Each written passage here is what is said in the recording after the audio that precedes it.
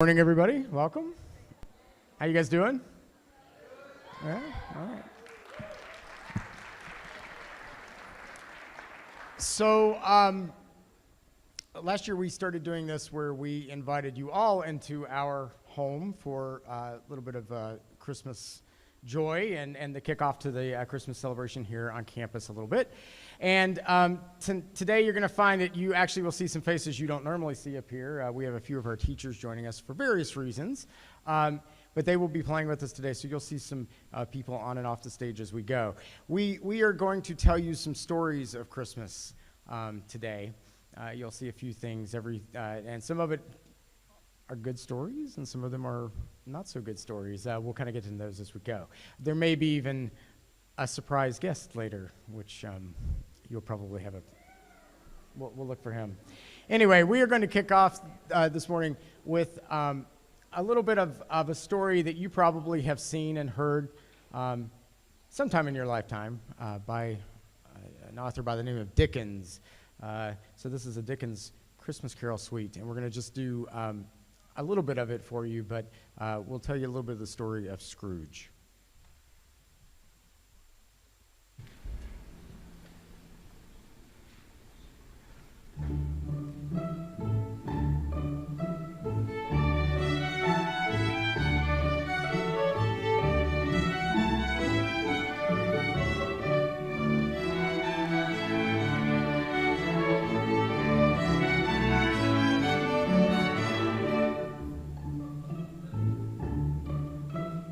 Christmas time, a good time, a kind, forgiving, charitable time. Indeed, Christmas time is not the time when most of the populace expects to hear a ghost story. But I will endeavor in this ghostly little story to raise the ghost of an idea, which shall not put you out of your humor with yourselves, with each other, with the season, or with me. I only wish that it might haunt you pleasantly.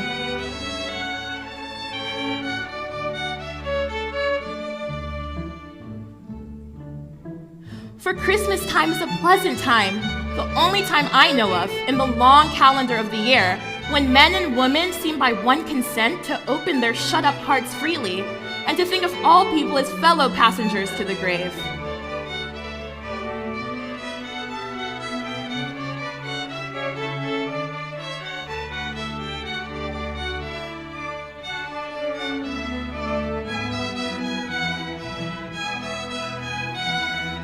And therefore, though Christmas has never put a scrap of gold or silver in my pocket, I believe that it has done me good and will do me good. And I say, God bless it.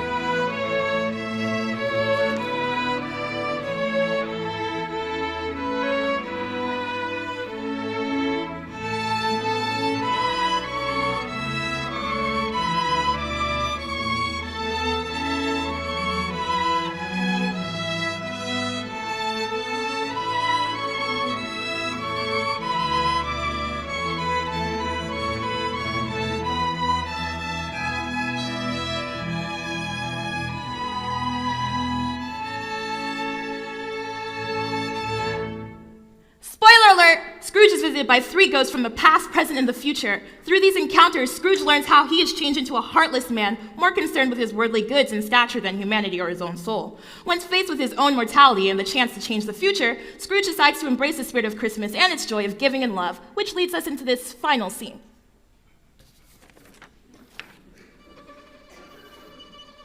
A bedpost, yes! And the bedpost was his own. I will live in the past, the present, and the future, Scrooge repeated as he scrambled out of bed. The spirits of all three shall strive within me. Oh, Jacob Marley, heaven and Christmas time be praised.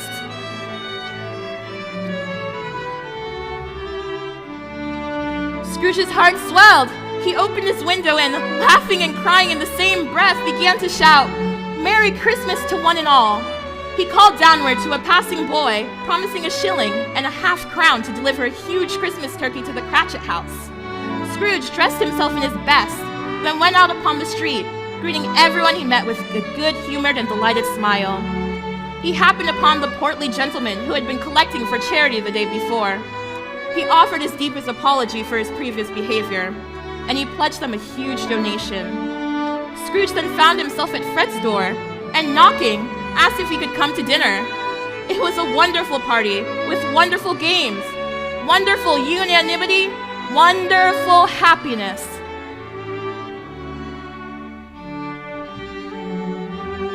But the next morning, Scrooge arrived early at the office to catch Bob Cratchit 18 and a half minutes late in his arrival.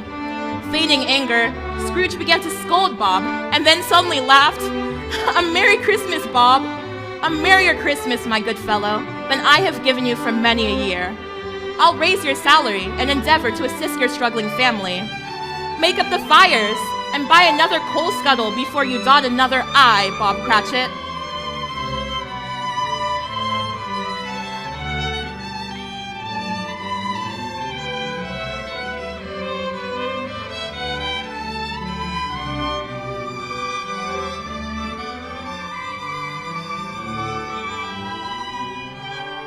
Indeed, Scrooge was better than his word. He did it all and infinitely more. And to Tiny Tim, who did not die, he was a second father. He became as good as a friend, as good a master, and as good a man as the good old city knew, or any other good old city, town, or borough in the good old world. And it was always said of him that he knew how to keep Christmas well. May that truly be said of us, and all of us. And so, as Tiny Tim observed, God bless us, everyone.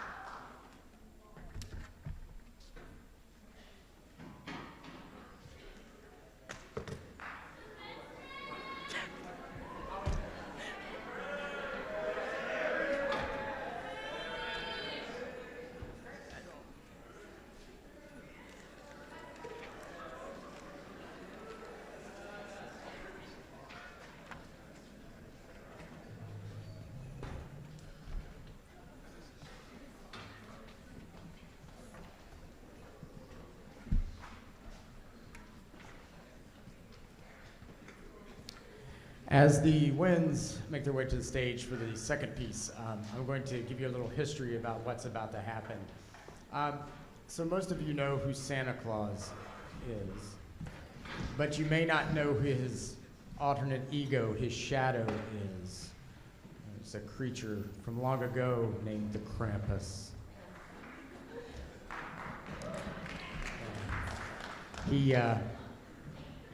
Santa rewards those who are good, and Krampus punishes those who are bad. You should think about those things. So we're going to give you a little story of the Krampus, and we are going to be heralded by Wyatt Singletary's narration.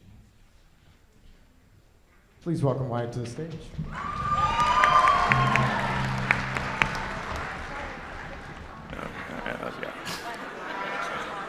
That's on.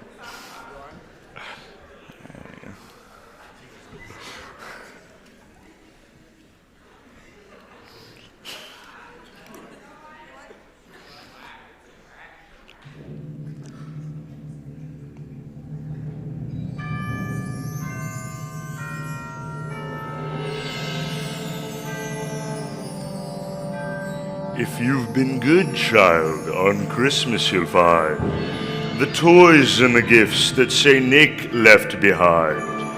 But if you've been bad, child, St. Nick won't be there. Instead comes the Krampus, and then, child, beware.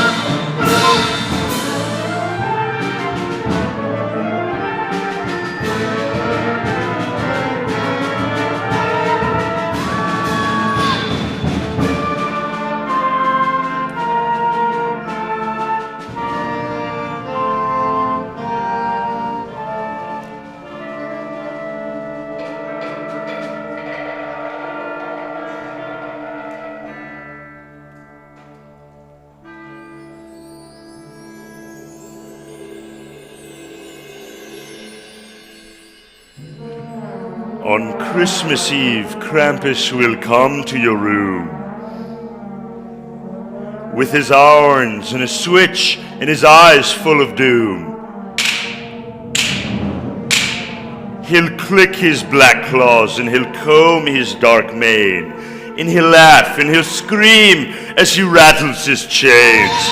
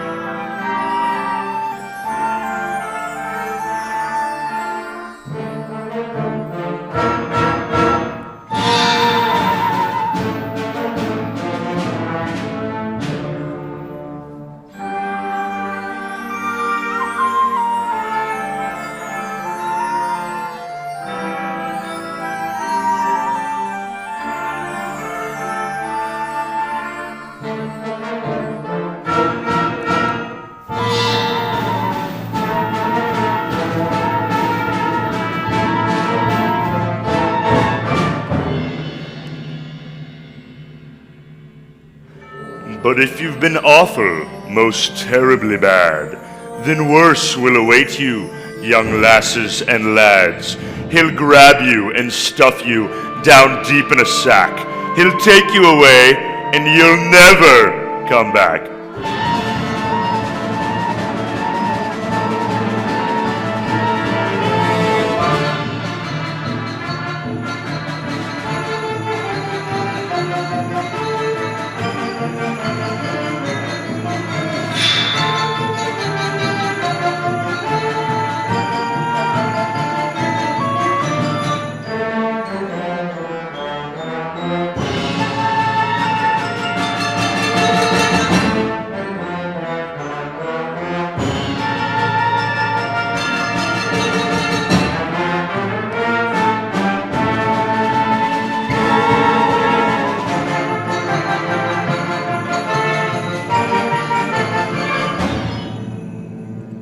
If you've been good, child, on Christmas you'll find the presents and gifts that St. Nick left behind.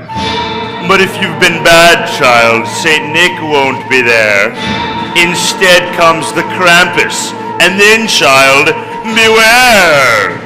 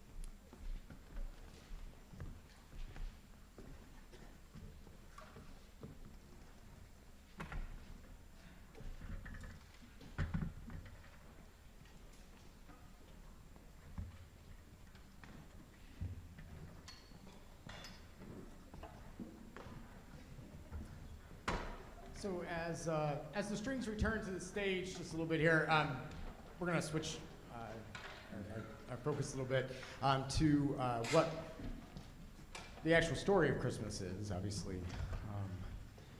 the birth of Jesus and the stories that we hear in chapel. So we're going to be a little more somber at this point, and the strings are going to play you a rendition of Silent Night.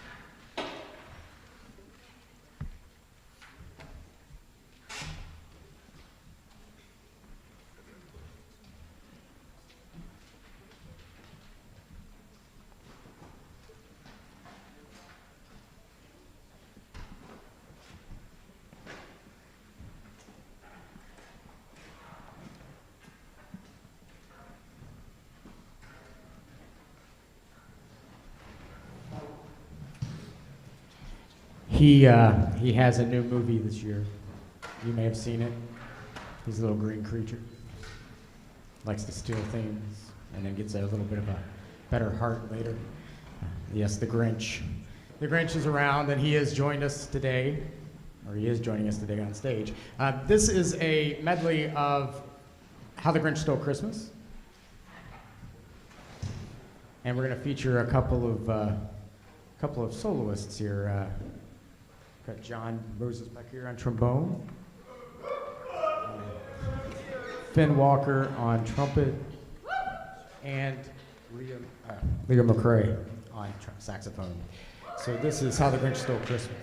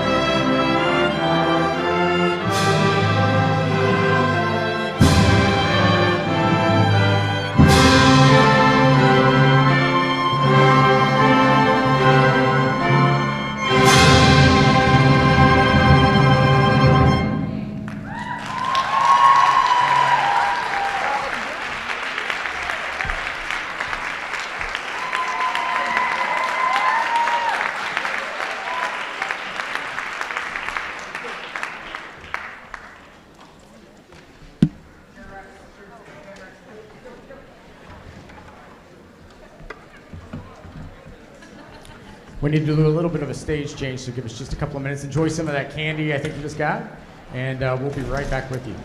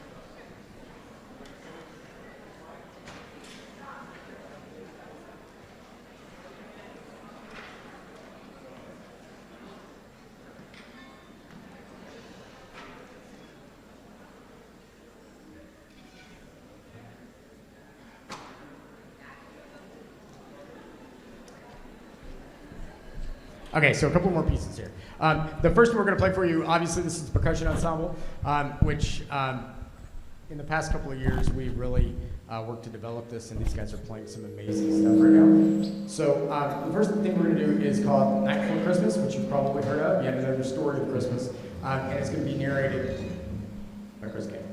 All right. So,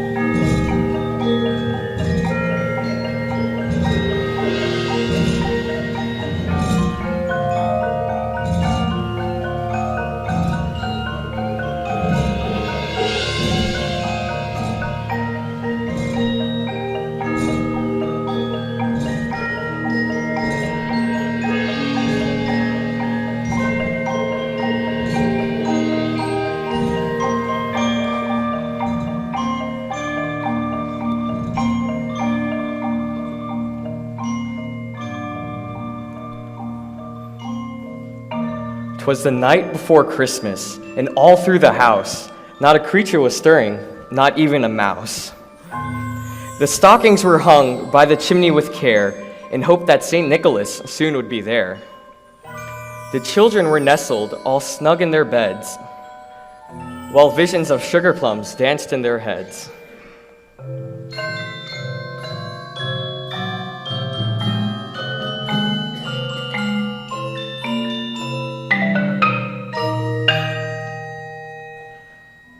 And Mama in her handkerchief, and I in my cap, had just settled down for a long nap.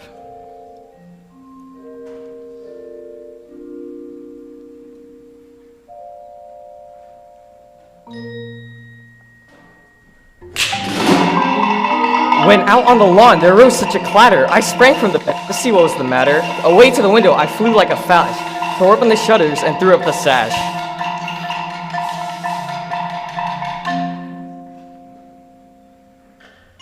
The moon on the breast of the new fallen snow gave a luster of midday to the objects below, when what to my wondering eyes should appear but a miniature sleigh and 8 tiny reindeer.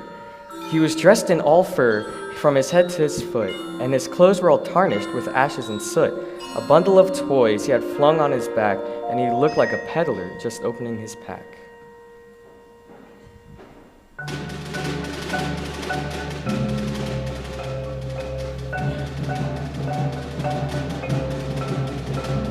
His eyes, how they twinkled, his dimples, how merry. His cheeks were like roses, his nose like a cherry. His droll little mouth was drawn up like a bow, and the beard on his chin was as white as the snow.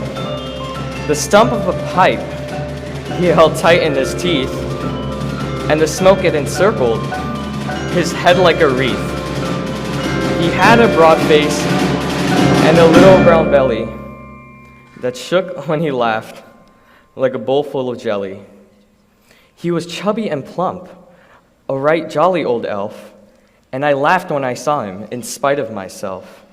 A wink of his eye and a twist of his head soon gave me to know I had nothing to dread. He spoke not a word, but went straight to his work and filled all the stockings, then turned with a jerk. With the little old driver so lively and quick, I knew in a moment it must be St. Nick.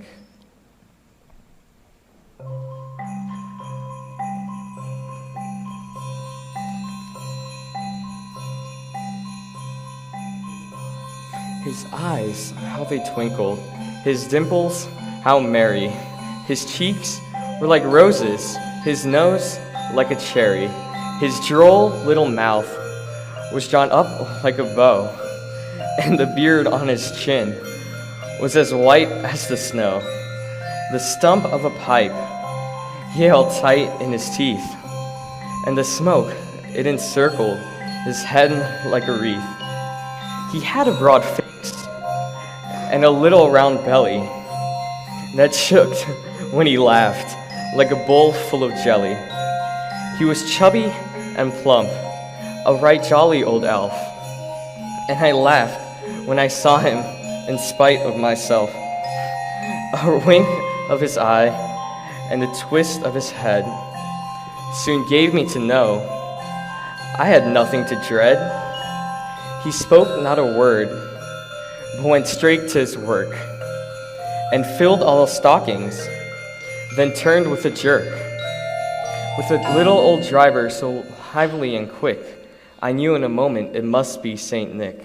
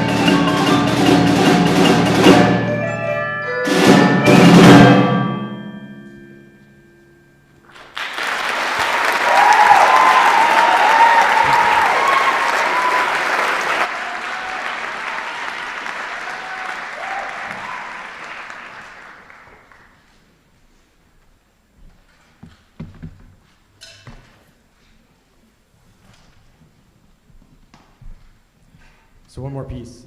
Most of you have probably seen Charlie Brown sometime in your life. So little Merry Christmas Charlie Brown with some Linus and Lucy as soon as they're ready to go.